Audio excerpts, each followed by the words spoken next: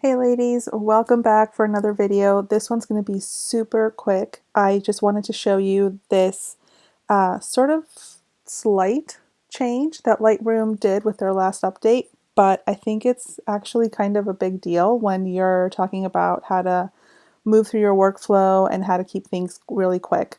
And it has to do with zooming. So when we were in here in the develop module, you have your zoom percentages, your options up here, and you can zoom in and out, but it's a little limited, and then you have to go up here and you have to pick a different percentage and all that.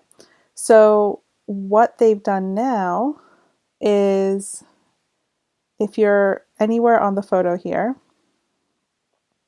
you can press Shift and those little arrows appear to either side of the magnifying glass, and then you click and drag left or right.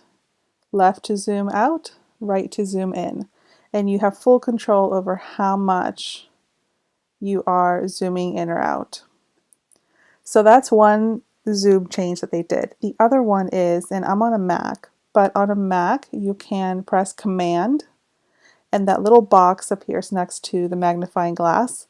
And then if you click and drag,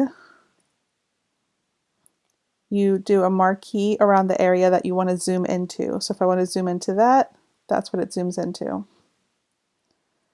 If I want to, let me zoom back out.